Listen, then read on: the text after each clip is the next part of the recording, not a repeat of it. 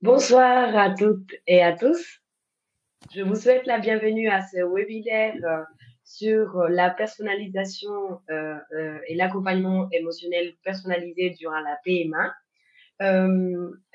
Aujourd'hui, ce soir, nous sommes avec le docteur Frédéric Amofa, directrice médicale de la clinique Fertila Barcelona, et Stéphanie Tout-le-Monde, coach et spécialisée en fertilité et en accompagnement émotionnel durant la PMA. Je vous explique un peu la dynamique de ce webinaire. Donc, tout d'abord, Stéphanie Tout-le-Monde va faire une présentation. Après cette présentation, elle va intervenir et poser les questions les plus fréquentes faites par les patients au docteur Mofa. Et après, je vais lire une par une toutes les questions que vous allez poser. Donc, pour interagir entre vous, n'hésitez pas d'écrire sur la section appelée chat. Vous pouvez, c'est pour parler entre vous. Cependant, les questions, vous devrez les poser sur la section appelée questions. Là-bas, vous n'hésitez pas de mettre questions adressées pour le docteur Mofa ou questions adressées pour Stéphanie Tout-le-Monde.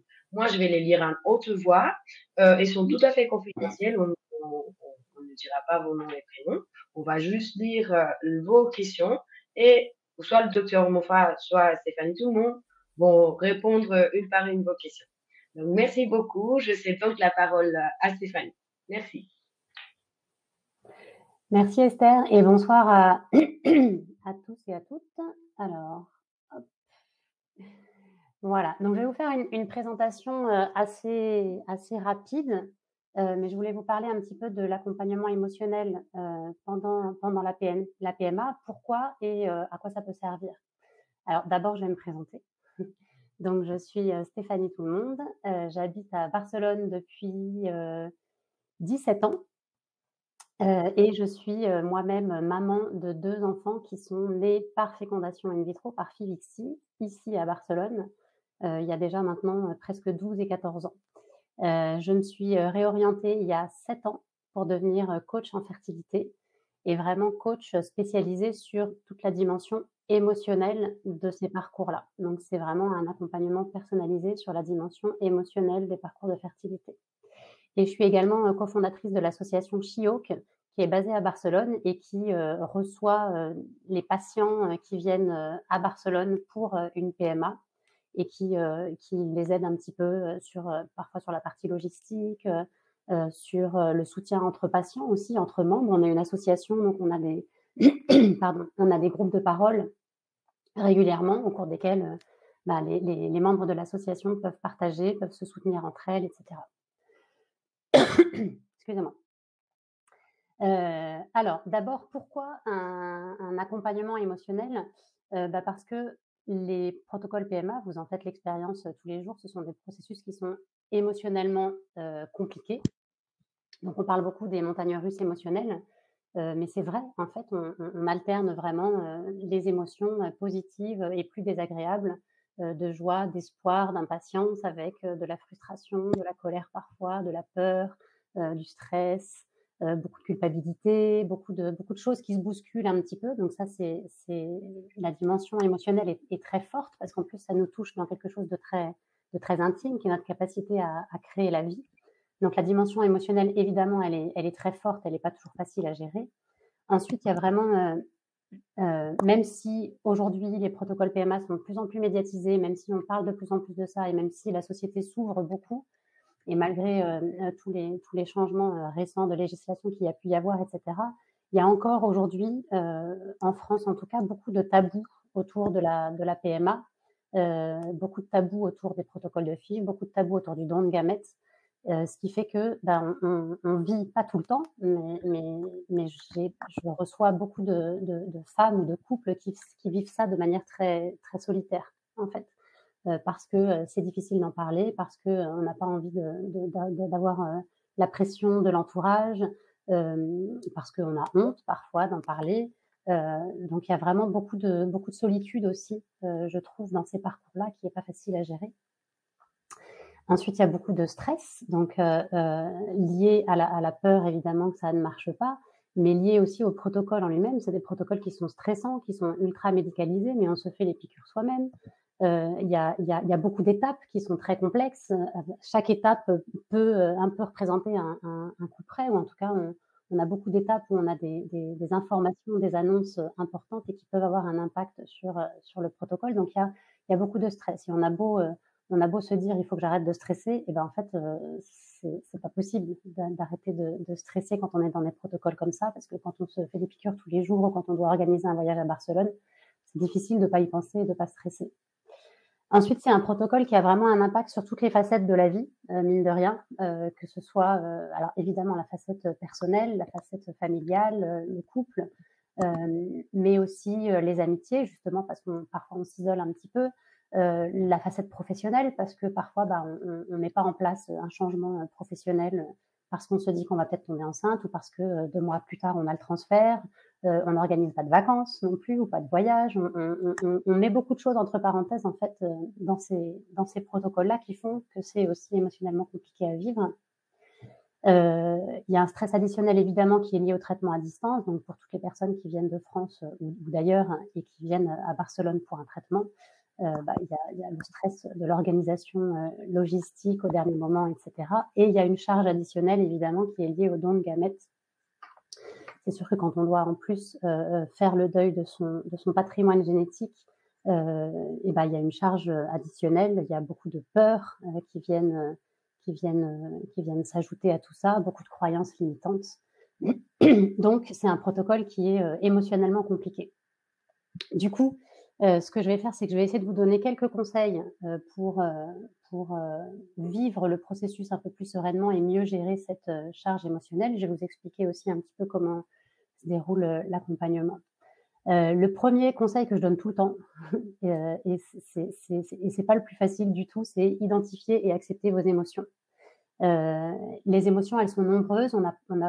C'est pas toujours facile de comprendre aussi ce qu'on ressent. Parfois, on est un petit peu submergé par les émotions sans trop savoir exactement à quoi ça correspond. Et parfois aussi, et même souvent, ce qu'on fait, c'est qu'on met un couvercle sur les émotions. Non, on se dit: «Non, mais moi, ça va, je continue, je suis sur ma lancée», et puis on essaye de pas trop s'écouter et de pas trop écouter cette charge émotionnelle. Je pense que c'est important, au contraire, de l'identifier et de l'accepter, cette charge émotionnelle. Pourquoi? Parce que, il y a un deuil à faire quelque part, même si on ne parle pas de deuil de génétique, même si vous êtes dans une FIV ou une insémination, il y a le deuil d'une certaine vision de la maternité, d'un certain romantisme, d'une certaine vision de la famille qu'on avait quand on était, peut-être un peu plus jeune. Donc il y a un deuil à faire, et quand on doit en plus faire le deuil de ses gamètes, non, de son patrimoine génétique, bah, il y a un deuxième deuil à faire par-dessus ça. Et donc, ben, si on n'écoute pas ses émotions, si on met un couvercle dessus, bah, ça continue à bouillir un peu sous le couvercle, et puis ça peut exploser. Et moi, je pense que pour mieux gérer la charge émotionnelle, il faut déjà réussir à la comprendre et mettre des mots sur ses émotions. Donc moi, j'ai plusieurs exercices que je fais avec les personnes que j'accompagne. Il y a beaucoup d'exercices d'écriture, beaucoup d'exercices justement de trouver les bons mots, à mettre sur des émotions pour mieux les comprendre. Mais c'est une étape qui, je pense, est très importante. La deuxième chose, c'est de modifier votre dialogue intérieur. J'entends beaucoup, beaucoup de femmes dans les séances de coaching, qui me disent, «Je suis pas faite pour être maman», ou des choses très dures, «C'est ma faute si ce transfert n'a pas marché, j'aurais pas dû faire ci, j'aurais pas dû faire ça». On est très cruel envers nous-mêmes. On a un dialogue intérieur qui est en général très violent. On se dit à nous-mêmes des choses qu'on dirait pas à notre pire ennemi. Et ça, moi, je vous invite vraiment à identifier les moments où vous avez ce dialogue intérieur qui est un peu autodestructeur, et vous parler avec plus d'indulgence, moins de jugement, plus de respect envers vous-même aussi, tout simplement. Et donc ce que je dis souvent, identifier toutes ces ruminations, toutes ces croyances limitantes, toutes ces propres accusations que vous pouvez vous faire à vous-même. Et 2, par la suite, essayez d'imaginer, si jamais c'était votre meilleur ami qui vous disait ça, qu'est-ce que vous lui diriez? Et écrire un espèce de petit dialogue, non? Si, Si je dis, de toute façon, ça n'a pas marché et si ça se trouve, je suis pas faite pour être maman ou de toute façon, je mérite pas d'être maman. Moi, j'ai beaucoup entendu ça, je mérite pas d'être maman. Bah, qu'est-ce qu'elle vous répondrait, votre meilleure amie? Ou si c'était votre meilleure amie, qu'est-ce que vous lui répondriez? Certainement que vous seriez beaucoup plus bienveillante avec elle, et beaucoup moins dans le jugement. Et je pense que c'est un peu cette posture de soyez votre propre meilleure amie qui peut vous aider à modifier ce dialogue intérieur et à être plus bienveillante envers vous-même. Le troisième conseil, c'est de ne pas vous isoler et je sais que ça, c'est pas facile. Parfois, il faudra faire le tri dans certaines amitiés, certaines personnes. C'est sûr que la tante Alberte qui, à Noël, nous dit bah alors, toujours pas enceinte. Bon, bah, peut-être qu'il y a certaines relations avec lesquelles il faut prendre un petit peu de distance, mais de vraiment pas vous isoler parce que c'est des processus qui sont solitaires. On ne sait pas combien de temps ça va durer. Il faut pas vivre ça tout seul en fait. Donc moi, ce que j'invite souvent les gens à faire aussi, c'est trouver une personne ressource, une ou deux personnes ressources qui sont des personnes dont vous savez qu'elles vous comprennent peut-être un peu mieux que les autres pour X raisons d'ailleurs, peut-être parce qu'elles ont plus d'empathie, peut-être parce elles ont passé par là, peut-être parce que elles ont des mots qui sont parfois un peu moins maladroits que les autres. Et c'est vrai que c'est dur. Parfois, l'entourage, il a des mots très, très maladroits. Donc vraiment trouver une ou deux personnes, et on n'a pas besoin d'en parler à tout le monde, hein, mais une ou deux personnes avec qui on se dit, bah voilà, ça, cette personne-là, c'est ma personne ressource pour mon protocole PMA. Et quand je me sens pas bien, quand j'ai des doutes, je peux faire appel à elle. Ensuite, il y a quelque chose que moi j'essaye vraiment de stimuler beaucoup au travers de l'association et aussi au travers du coaching, c'est l'échange entre patientes, entre patients PMA. Ça, on le fait beaucoup au travers de l'association. Je le fais aussi beaucoup quand j'ai quelqu'un qui me contacte et qui me dit bah voilà, j'aimerais bien parler avec des femmes qui sont passées par un don d'ovocytes. Et ben j'essaye vraiment d'organiser ça pour que vous puissiez parler avec des gens qui vous comprennent, soit parce qu'ils vivent la même chose, soit parce qu'ils ont vécu la même chose et qui peuvent peut-être vous apporter une perspective différente ou juste en fait avoir une attitude et des mots justes pour que vous vous sentiez moins isolé. Ça, c'est vraiment. Donc, il y a les forums, évidemment, ça, c'est super. Parfois, c'est un peu anxiogène, les forums. Donc, je trouve ça bien aussi d'avoir ce contact plus direct et plus personnalisé. Donc, nous, on a des groupes de parole au sein de l'association Chioc. Toutes les 2 semaines, en fait, les membres de l'association qui le souhaitent, évidemment, c'est des groupes en ligne, en français. Et on se soutient. Parfois, il y en a une qui craque et tout le monde la soutient. Parfois, il y a des échanges de conseils de bah, tiens, j'ai tel médecin à Paris, tel acupuncteur, tel échographe, etc. Et finalement, il y a tout un petit réseau qui se crée qui est très, très, très, très bienveillant et très soutenant. Donc il y a ça. Et puis, si jamais tout ça n'est pas possible, n'hésitez pas à vous faire aider professionnellement parce que encore une fois, c'est des processus qui sont stressants, qui sont lourds, et c'est pas toujours facile de le vivre seul. Parfois, il y a des gens qui y arrivent très bien et tant mieux, mais c'est pas tout le temps le cas. La 4e chose, c'est générer des sensations positives. En fait, notre cerveau, il a tendance à focus sur les choses négatives, sur les dangers, sur les choses négatives qui pourraient nous arriver. C'est un système de protection. Et je pense que dans des protocoles PMA où justement il y a beaucoup d'émotions qui sont pas faciles à vivre, j'ai pas envie de dire des émotions négatives parce qu'il n'y a pas d'émotions négatives ou positives, mais en tout cas des émotions qui sont plus douloureuses. C'est très important de prendre soin de soi et de générer des sensations positives.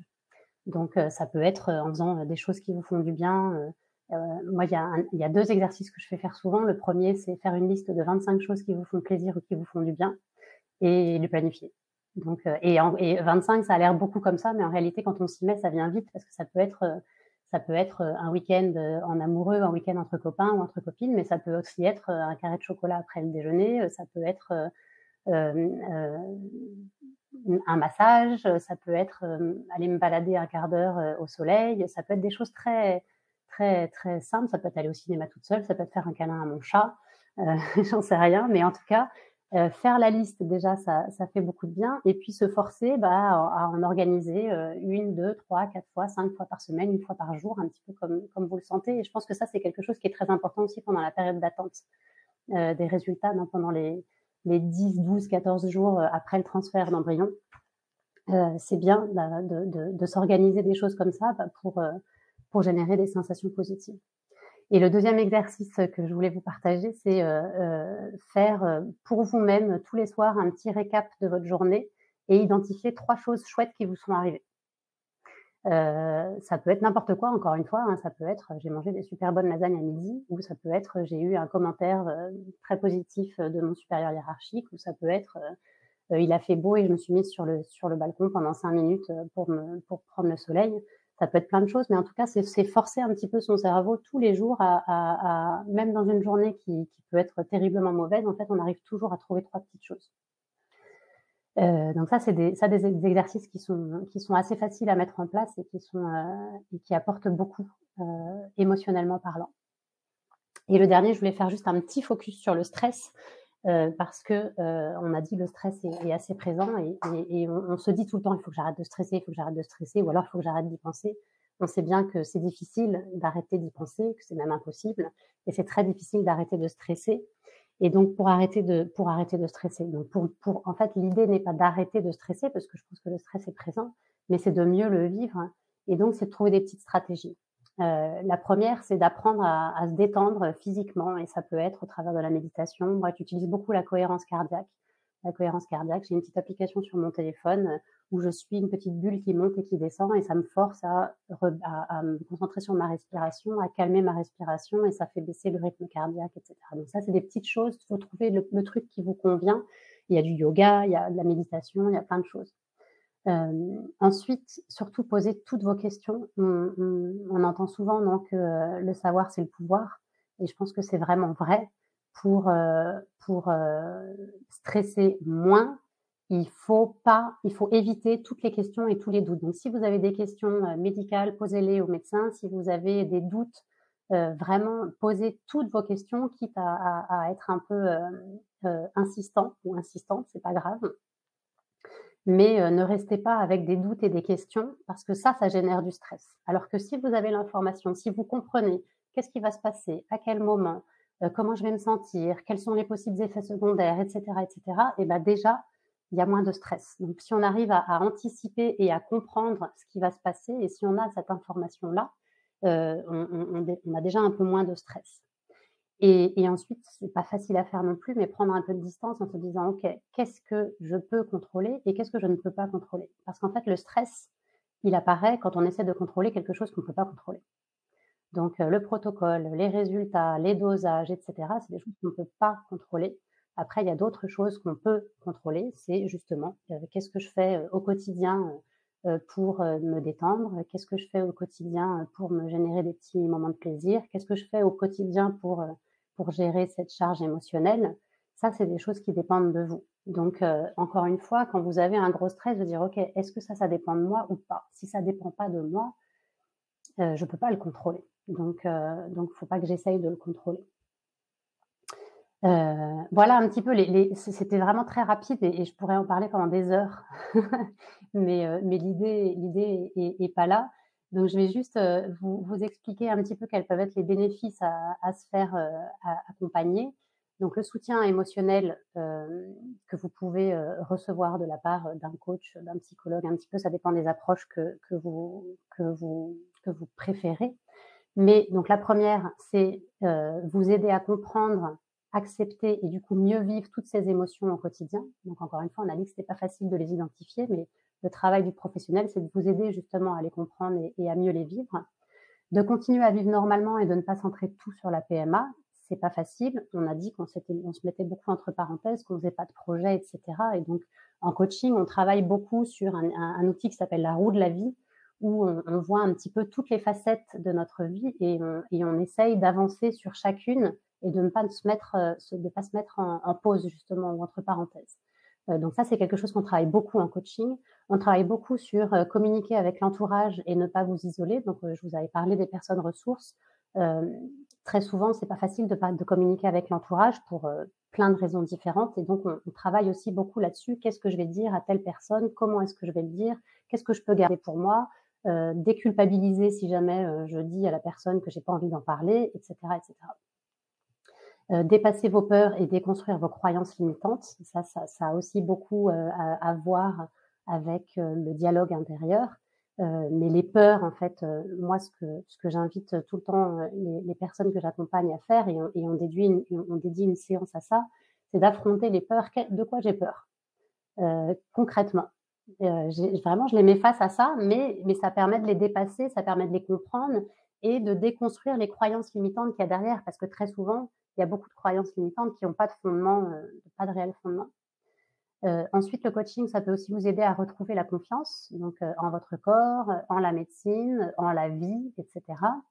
Il y a tout un travail d'acceptation de la maternité par don de gamètes aussi qu'on fait. J'accompagne beaucoup de femmes qui se lancent dans un don d'ovocytes ou qui réfléchissent au don d'ovocytes et avant même de se lancer dedans, on travaille beaucoup sur qu'est-ce que ça veut dire d'être maman par don d'ovocytes, qu'est-ce que je vais transmettre à mon enfant, à quoi je renonce en réalité et comment est-ce que je peux, raconter cette histoire, comment est-ce que enfin voilà, tout un processus pour accepter un petit peu ça.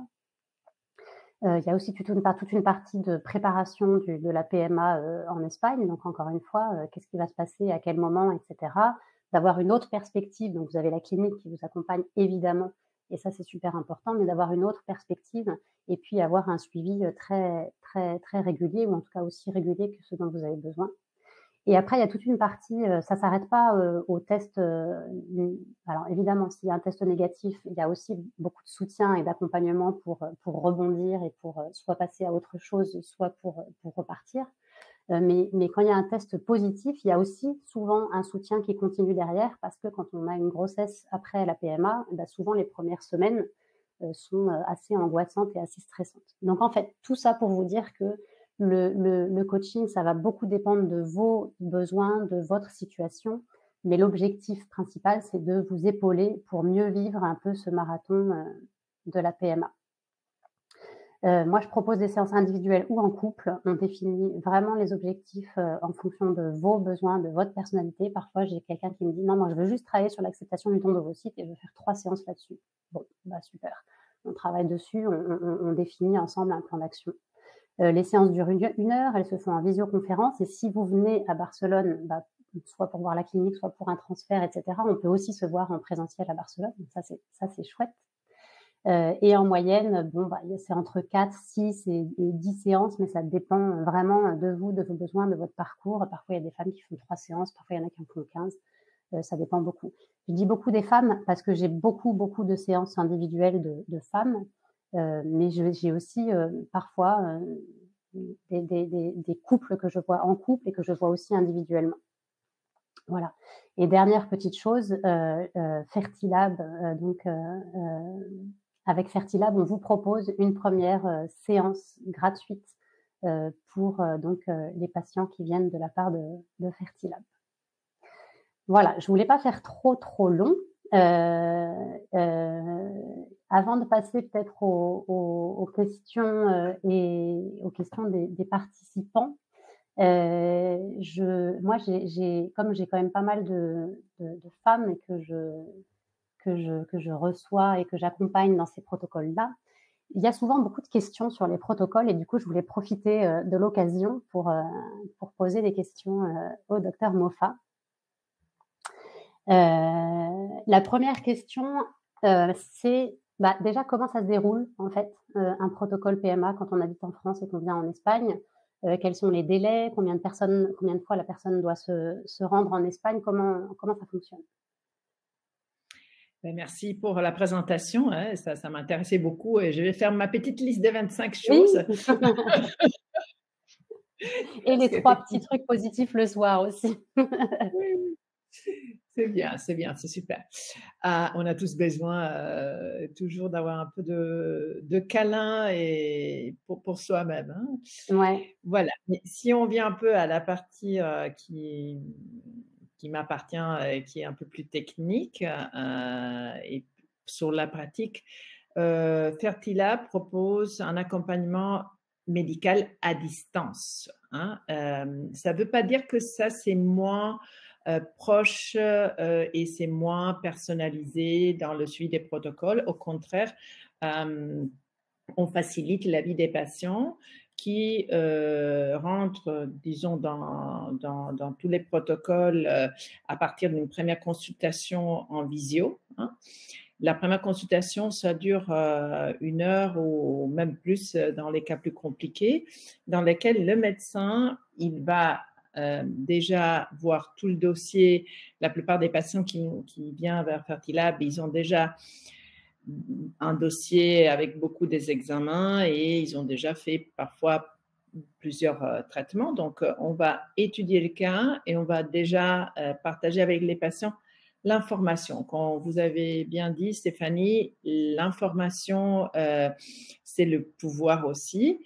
Parfois, je vois que des patients, ça diminue beaucoup le stress quand je parle de l'explication que je donne parfois, l'interprétation que je donne aux échecs. À part ça, la médecine n'est pas de la mathématique, mais déjà partager avec les patients une hypothèse et comment on peut mettre en place des traitements pour compenser peut-être certaines anomalies ou quelles sont les stratégies. À part des traitements, souvent je parle des stratégies avec les patientes, avec aussi le timing qui se présente devant nous. Si on va faire ça, on va prendre 1 mois ou 1 mois et demi pour compléter l'examen. Cet examen est nécessaire, cet examen est optionnel, etc.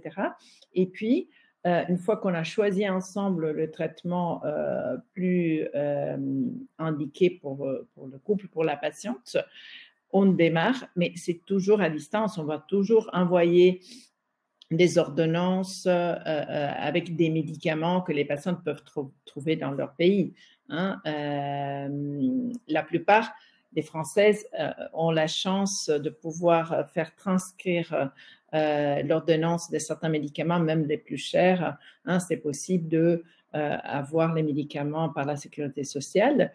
Et une fois qu'on est prêt, on démarre et c'est toujours les gynécos des références de la patiente qui va faire tous les suivis folliculaires, tous les contrôles. Et nous, ici à Barcelone, on reçoit les résultats, les médecins voient les résultats. La coordinatrice qui accompagne les patientes vraiment par la main, hein, elle est le contact direct pour poser finalement une date hein, pour venir à Barcelone. Selon le traitement, il s'agit d'un seul jour. Hein. Il y a des patients qui arrivent à faire l'aller-retour dans la journée ou sinon 2-3 jours maximum pour compléter le processus. Ok. Ok, ok. Et les délais, du coup, pour commencer, il n'y a pas de délai en fait, en réalité. Non, il n'y a pas de délai. Nous, on n'a pas des listes d'attente. C'est-à-dire que du moment que les patientes rentrent en contact avec les assistants, le temps de mettre en place la consultation, normalement, ça ne dépasse pas les 2 semaines, hein, en fonction aussi des horaires qui sont demandés par les patientes. Mais parfois, on a le rendez-vous après 2-3 jours. Mais voilà, en moyenne, pas plus que 2 semaines pour avoir déjà une première consultation. Et en fonction du type de traitement à mettre en place, c'est soit tout de suite ou soit dans les cas, par exemple, si on doit mettre en place un don d'ovocytes, etc., 1 mois et demi, grand maximum 2 mois pour arriver à compléter le traitement. D'accord, donc même pour un don d'ovocytes, c'est maximum Pour 2 mois pour commencer.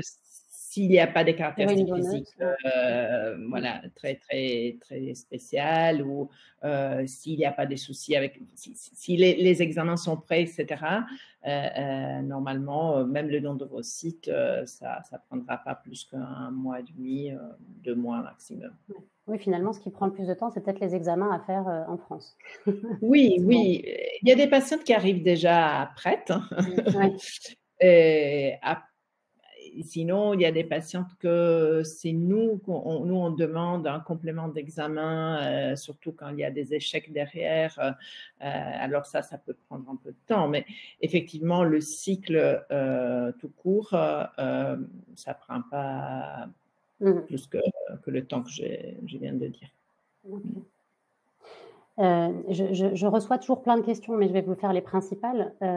Est-ce qu'il y a quelque chose que les patientes et les patients peuvent faire de leur côté, au-delà du côté médical, pour améliorer les résultats ou pour mettre plus de chances de leur côté? On me demande toujours, est-ce qu'il faut que j'adapte mon alimentation? Est-ce qu'il faut que je fasse telle chose, de l'acupuncture? Enfin, on a envie, non, de checker, de faire, Oui, de cocher les cases de la ouais. checklist. Oui. Alors, de plus en plus, hein, on confirme qu'il y a un rôle positif sur, disons, une situation antioxydante. Hein. Je dis que ça comme ça, c'est pas scientifiquement correct, mais je dirais avoir une vie saine d'un point de vue nutritionnel, évidemment éviter les toxiques. Hein. Donc, la première chose, avant de prendre des vitamines, éviter d'intoxiquer notre corps et nos gamètes. Donc, éviter le tabac, minimiser la consommation d'alcool, de sucre et avoir une alimentation correcte. Et aussi supplémenter, par exemple, en vitamine D. On est pratiquement tous en carence de vitamine D. L'acide folique, évidemment, pour les femmes, c'est protecteur pour les défauts de la colonne vertébrale et de l'enfant. Et aussi, une approche, évidemment, sur quand on parle de vie saine, hein, je pense que aussi marcher dans la nature, faire du sport, évidemment, ça, c'est des choses qui peuvent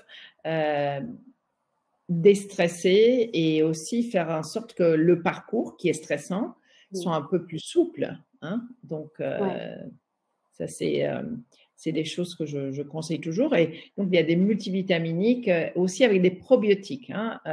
On est de plus en plus concerné par le fait qu'une microbiote qui n'est pas bonne diminue les chances d'implantation d'un embryon. Hein. Et donc, on sait que la microbiote, c'est quelque chose qui peut changer aussi avec l'alimentation, mais parfois on n'a pas de symptômes et on a une microbiote qui n'est pas normale et qui est altérée sans avoir carrément une infection. Hein. Donc, les probiotiques, moi, je les conseille toujours. Okay. Combien de temps à l'avance? Alors, c'est clair que si on a une microbiote normale et on a juste un supplément, ça suffit de les prendre quand on rentre dans le cycle de préparation, de stimulation. Pas besoin de se préparer 3 mois avant, quoi. Exactement. Mais si dans le cas où on pense qu'il y a une microbiote altérée ou qu'on a fait un test, hein, parce qu'aujourd'hui on fait des tests directs sur la microbiote, alors l'idéal c'est au moins 2 mois. Parce que ça prend du temps à corriger. Ouais. Donc, on ne se trompe pas. Si on démarre tôt, les vitamines et les probiotiques, on ne se trompera pas. Oui, de toute façon, ça ne peut pas faire de mal. Ok. Il y a quelque chose, une croyance qui revient souvent suite à un échec de transfert d'embryon, par exemple, j'étais trop stressée ou j'étais pas assez positive ou j'ai porté à un moment une valise. Moi, ma question, c'est est-ce que le stress peut vraiment avoir un impact sur une implantation d'embryon, par exemple? On sait que le stress, ça n'a pas un impact positif sur le corps, hein, mais est-ce qu'on peut dire que le stress peut empêcher carrément un embryon de se nicher? Non, tout court comme ça, hein, le stress ne peut pas empêcher l'annihilation. Sinon, on n'aurait pas des grossesses dans des situations dramatiques, comme on sait que ça peut arriver dans des situations dramatiques. Les femmes tombent enceintes et sont super stressées, aussi dans des situations de guerre et tout ça. Donc, on ne peut pas dire ça. Donc, ça ne peut pas être la cause directe d'un échec d'implantation. Mais comme je disais, le fait d'être stressé, ça peut aussi porter parfois à oublier des Oui. médicaments. Oui. C'est plus ça, c'est le fait d'être tellement anxieuse que parfois pour bien faire, on oublie. Nous, on voit parfois des oublis qui sont assez des actes manqués parfois, non? Et donc, mais il faut pas se culpabiliser. La plupart des fois, quand il y a un échec, c'est que l'embryon, évidemment, possiblement n'était pas compétent pour s'implanter ou l'endomètre, il n'était pas suffisamment réceptif. Et de deux, normalement, ça pèse beaucoup plus l'embryon. Il y a une variabilité naturelle. Hein. La nature, elle fait sa sélection. Donc, sinon, on aurait du 100% de réussite sur les transferts d'embryons, même quand c'est des embryons qui proviennent des donneuses et des donneurs, on n'a jamais les 100% d'implantation parce que la nature, elle fait des erreurs et elle sélectionne la plupart des fois. Donc, un échec n'est pas un rejet la plupart des fois de l'utérus. Les patients culpabilisent, voilà, soit parce qu'ils ont fait supposément quelque chose ou parce qu'ils pensent que leur utérus a rejeté l'embryon. La plupart des fois, c'est un embryon qui n'était pas destiné à devenir un bébé. Oui, c'est souvent l'embryon. Ouais. Et après, j'ai plein de questions, mais je vais en faire une dernière parce qu'après, je pense qu'il y en a d'autres. Mais on a tous, toutes entendu ah, mais moi, la cousine du voisin de ma sœur, elle était en protocole PMA, ça n'a pas marché, et le jour où elle a décidé d'adopter, elle est tombée enceinte naturellement. Donc, arrête d'y penser, c'est peut-être un blocage psychologique. Est-ce qu'il peut, alors après, j'imagine qu'il n'y a pas de vraie réponse par oui ou par non, hein, mais est-ce que les répétitions d'échecs peuvent venir d'un blocage psychologique? Ça aussi, je dois répondre d'une façon un peu comme médecin. Je ne connais pas des études qui ont démontré scientifiquement que le stress peut être à la base des échecs répétés et que après, ça peut arriver qu'une patiente qui avait une stérilité la plupart des fois qui était pas spécialement avec une explication unique, hein, qu'elle peut après, à un moment donné, tomber enceinte spontanément. Mais si la question est est-ce que à la base des échecs répétés, nous, on va chercher la cause. Donc, on va rechercher une cause génétique dans les embryons, on va rechercher une cause éventuellement de la réceptivité de l'utérus, on va rechercher même une cause génétique dans les spermatozoïdes. L'âge, la plupart des fois, est à la base des échecs. Donc, je ne peux pas répondre oui. Ok. Non, bah je pense que c'est rassurant en fait qu'il n'y ait pas de réponse positive à cette question. Moi, je pense effectivement, je pense pas que notre cerveau ait un tel pouvoir sur notre corps, mais il y a souvent cette peur en fait et cette culpabilité de bah, je suis pas assez positive ou j'y crois pas ou peut-être j'ai un blocage psychologique de mon enfance, etc. Et en fait non. Ok. Je crois, Esther, qu'il y a d'autres questions qui arrivent, non? J'en ai plein, moi, hein, comme je vais lire quelques-unes qui nous Ouais. ont écrit et après, si on a le temps. Merci beaucoup pour ta présentation, Stéphanie. Merci beaucoup, Dr. Mofa, pour vos réponses. Je vais lire donc les questions qu'on a pour l'instant. Donc, il y a une patiente qui écrit: Bonsoir, j'ai une question médicale au cas où vous pouvez répondre.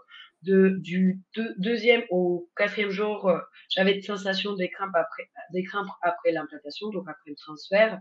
Ça s'est arrêté aujourd'hui, cinquième jour. Je ne sens plus rien et je balise un peu. Dois-je me rassurer? Merci.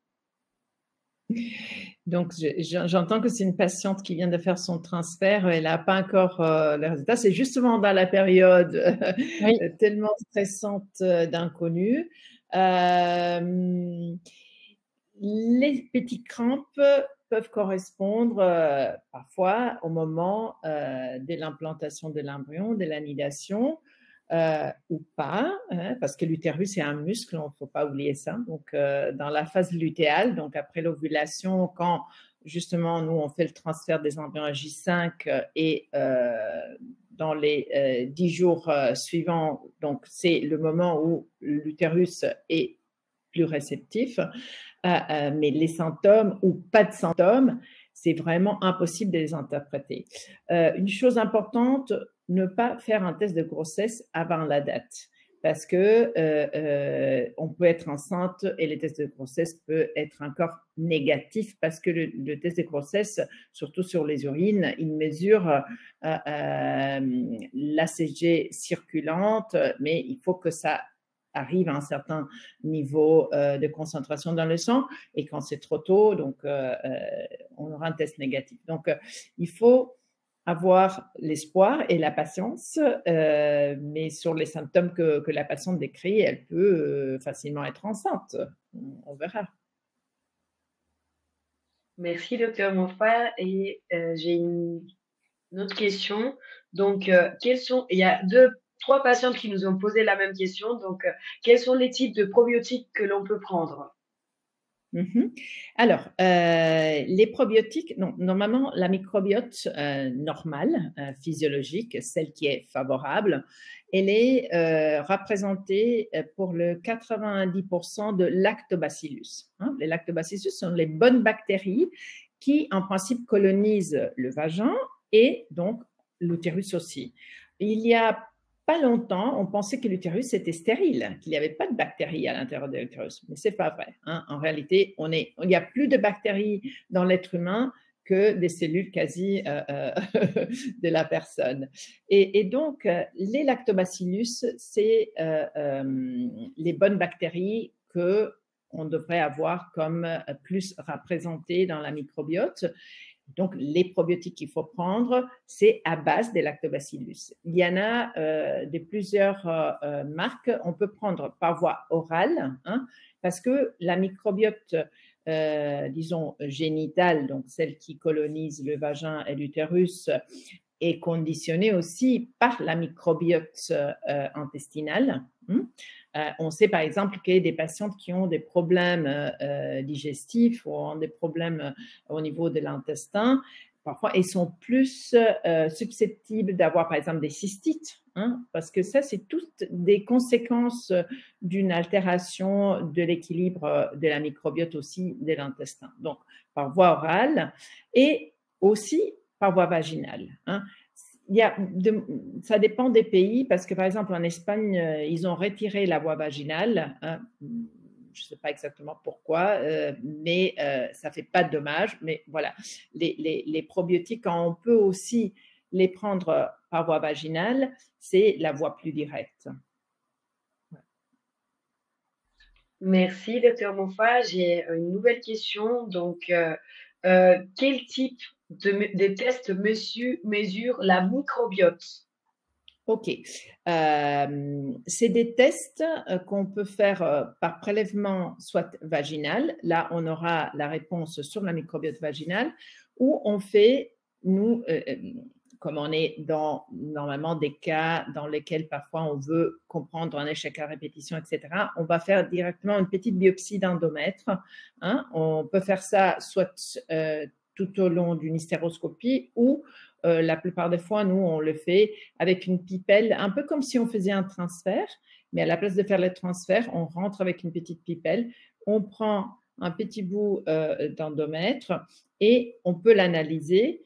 On peut l'analyser au microscope pour voir s'il y a des signes d'endométrite, mais aussi on peut envoyer une petite partie de l'échantillon par l'analyse des microbiotes. C'est des analyses de biologie moléculaire, c'est-à-dire on va analyser vraiment pour voir s'il y a l'ADN des bactéries, pour comprendre quelle est la proportion des différentes bactéries, en espérant que les lactobacillus soient les plus présents.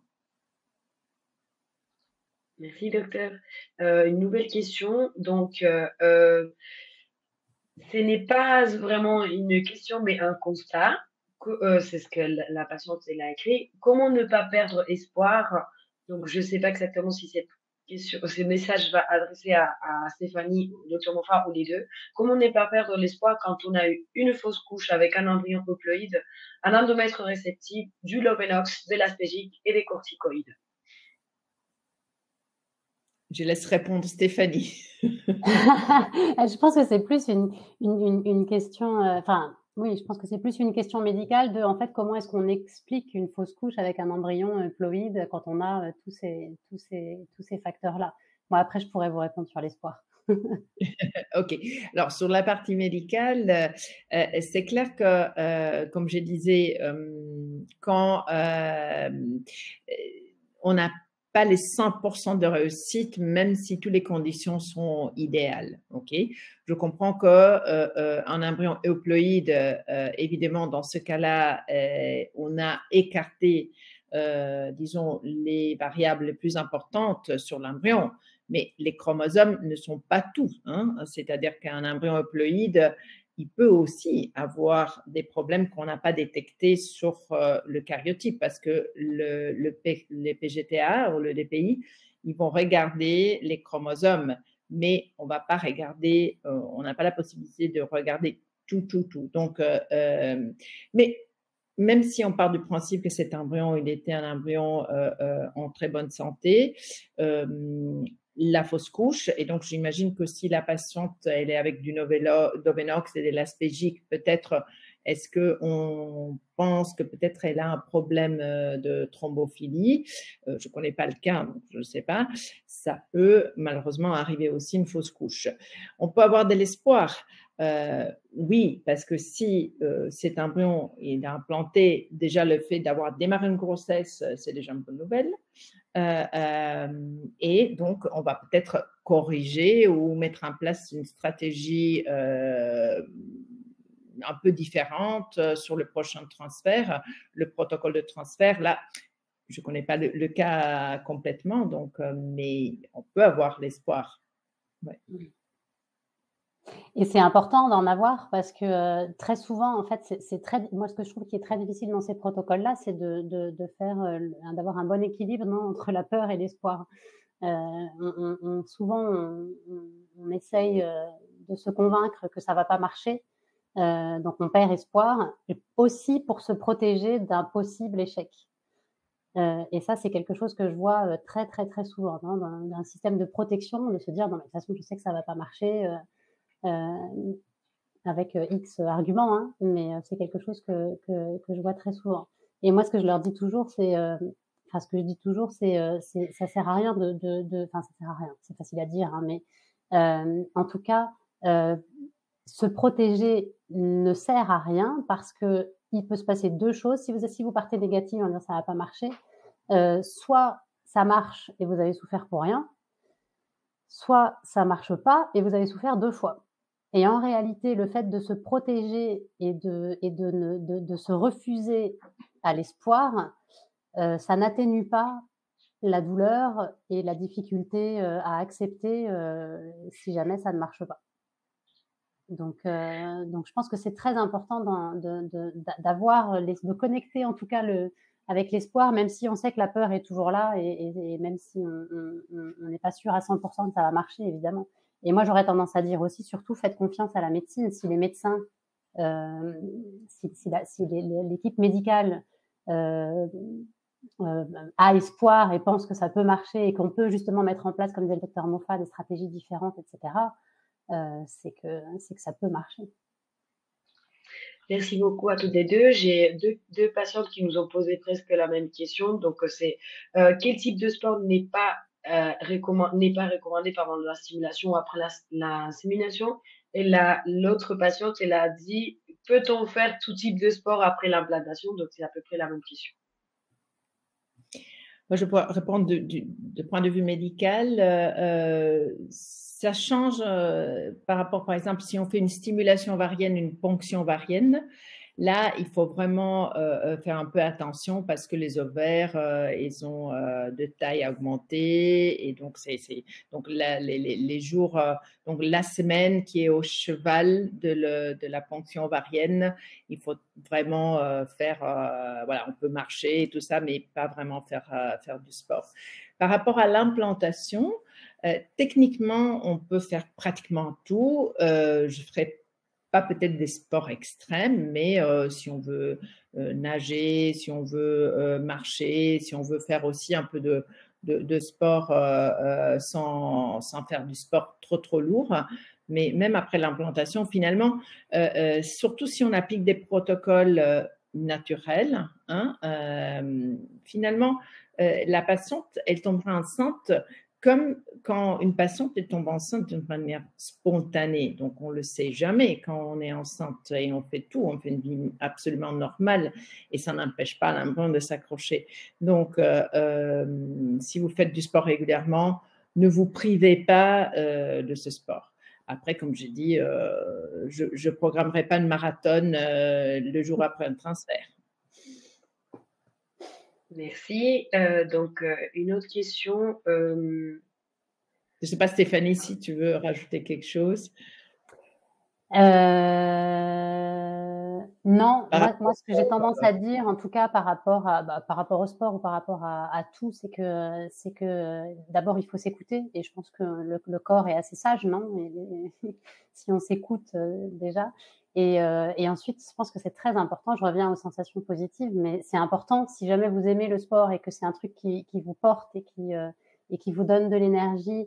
Il y a un vrai côté émotionnel du sport avec les endorphines, etc. Enfin, il y a un vrai bien-être en fait émotionnel et physique à faire du sport. Donc évidemment, éviter les sports trop violents, c'est évident. Mais moi, je sais que ne serait-ce que marcher, en fait, ça fait énormément de bien à la tête et au corps. Merci beaucoup. J'ai une nouvelle question. Donc, quelles sont les nouvelles recommandations à suivre après le transfert? Et la même personne a posé après combien de temps il faut refaire une autre tentative en cas il y a un échec d'implantation? Ça, c'est du côté émotionnel. Donc, il y a la première question, c'est pour le docteur Monfray et la deuxième, c'est pour Stéphane. Donc, quelles sont les nouvelles recommandations après un transfert? Oui. Nouvelles dans le sens celles qu'on donne nous. Comme j'ai dit, ça dépend un peu quel protocole on a appliqué. Évidemment, il faut suivre le protocole médical. En Fertilab, nous, on applique de plus en plus quand c'est possible. Donc, quand la patiente a des cycles réguliers, on applique des protocoles sur cycle naturel. Donc, les médicaments à prendre sont vraiment minimes, un peu de progestérone ou, si c'est nécessaire, les traitements complémentaires. Mais en général, il faut suivre ça. Et puis, on peut voyager même le même jour du transfert. On peut rentrer chez soi. C'est pas nécessaire de rester à Barcelone. Au contraire, je pense que rentrer dans… Soit on s'offre un petit cadeau de quelques jours de vacances à Barcelone, c'est bien, mais sinon, on peut directement rentrer à la maison, recommencer une vie normale. Ce n'est pas nécessaire de se mettre en arrêt de travail. Et ça, je pense que, voilà, peut-être moi, je suis bosseuse, alors pour moi, ne pas travailler, ce serait une punition. Mais en tout cas, comme dit Stéphanie, s'écouter un peu. Si on a besoin de déstresser et qu'après un transfert, on préfère rester à la maison, mais pas comme une personne malade. Hein? Ça, c'est important. On n'est pas malade. Hein? Ouais, c'est important. Et sur la question émotionnelle, alors je pense que la question, elle a deux réponses. Elle a médicale et émotionnelle. Je vais répondre du côté émotionnel. Combien de temps est-ce qu'il faut attendre avant de refaire un transfert ou une tentative quand on a eu un échec d'implantation? Et je vais faire une réponse de Normand, mais ça dépend. Ça dépend beaucoup. Je pense que très souvent, on a peur de faire des pauses parce qu'on est dans un engrenage de il faut se dépêcher, on n'a pas le temps, etc., etc. Mais moi, je pense que parfois, ça peut être très salutaire de faire une pause et on n'a pas besoin de faire une pause de 6 mois ou 1 an. On peut faire une pause de 1 mois ou 2 mois dans lequel on prend soin de soi, dans lequel on met un peu, on se met un peu au ralenti, pendant laquelle on fait des choses qui nous font du bien, etc. Et je pense que ça dépend beaucoup. Il y a des gens qui vont vouloir repartir directement en selle et je pense que médicalement parlant, on peut, après une implantation, un échec d'implantation, en tout cas s'il y a des embryons, on peut refaire un transfert assez rapidement. Mais je laisserai le docteur Mofa répondre, enfin confirmer. Mais il y a des gens qui vont avoir besoin de faire une pause de 1, 2, 3 mois. Ça dépend beaucoup de vous. Après, c'est pas nécessaire de faire une pause de 6 mois parce que je pense que c'est souvent des protocoles de longue haleine, quoi. Donc, attendre 6 mois pour un nouveau transfert ou pour un nouveau protocole, parfois ça peut être plus anxiogène qu'autre chose. Mais bon, après, ça dépend. Après, il peut y avoir aussi, justement, s'il y a eu un échec d'implantation, il peut y avoir des tests complémentaires, notamment sur l'endomètre, etc. Peut-être qu'il y a des choses aussi où, médicalement parlant, on a besoin d'un peu plus de temps. Merci beaucoup à toutes les deux. Donc, vous rappelez que ce webinaire est fini à 20 heures. Donc, je vais lire la dernière question. Pour les questions qui, malheureusement, n'auront pas pu être répondues, n'hésitez pas de nous contacter sur france@fertilab.rg et nous vous répondrons. Donc, une patiente nous demande, pouvez-vous nous rassurer une nouvelle fois sur les risques d'hyperestimulation? Une de mes grosses angoisses de ma future FIV. Merci. Oui. Pour ça, j'ai des très belles nouvelles. Je sais que le risque d'hyperstimulation, c'est une peur que les patients ont, mais aujourd'hui, on n'a pratiquement plus d'hyperstimulation. Pourquoi? Parce que on peut différer le transfert, c'est-à-dire qu'on déclenche, si les taux d'hormones pendant la stimulation sont très élevés, donc c'est les taux d'estrogène sont très élevés, c'est là que la patiente aurait un risque d'hyperstimulation. Eh bien, on ne donne pas un déclenchement par ACG, on ne donne pas l'Ovitrel, on donne un déclenchement par des médicaments qui vont permettre l'ovulation, mais qui vont faire chuter les taux d'hormones. Donc, il n'y a plus d'hyperstimulation. C'est clair que pour pouvoir faire ça, pour appliquer ce type de protocole de la prévention de l'hyperstimulation, on ne pourra pas faire le transfert frais sur le même cycle. Mais de plus en plus, on sépare la stimulation et la ponction ovarienne du transfert embryonnaire, parce qu'on a aussi vu que ce n'est pas raisonnable de prendre des risques, justement, et pour les taux d'hormones élevés, et que l'utérus, il n'est pas spécialement très réceptif quand, pendant la stimulation, il a été exposé à des niveaux d'estrogène tellement élevés. Donc, aujourd'hui, avec les protocoles, disons, de nouvelle génération, on n'a plus ce risque, on prend plus ce risque.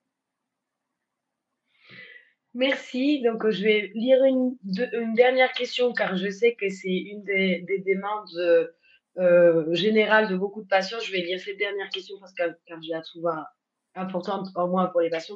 En 2022, j'ai eu un positif qui s'est interrompu 10 jours plus tard. Je m'en suis voulu car j'ai voyagé en voiture 3h30 environ.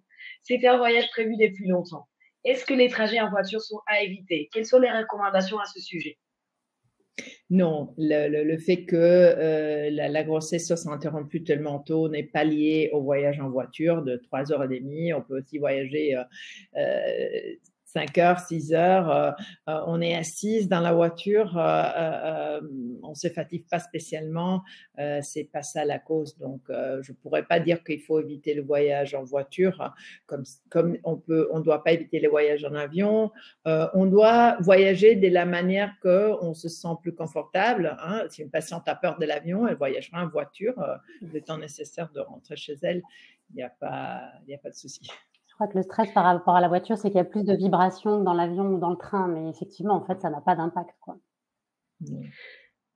Merci beaucoup à toutes les deux. Merci énormément à tous et à tous et à toutes pour votre participation. Nous sommes désolés de ne pas avoir pu répondre à toutes les questions. N'hésitez pas de nous contacter sur france@fertilab.rg et là, Stéphanie, elle peut vous écrire sous le chat son adresse mail et sinon, n'hésitez pas de nous écrire et on va vous l'indiquer. Si vous êtes patiente de Fertilab, vous avez, comme elle a dit, une séance gratuite avec elle. Et donc, elle est en train d'écrire sur le chat son adresse mail. N'hésitez pas de la contacter. Merci à tous et bonne soirée. Merci beaucoup. Merci Esther. Merci Federica. Merci docteur. Au revoir. Merci, au revoir. Merci, au revoir. Bonne soirée. Bonne soirée.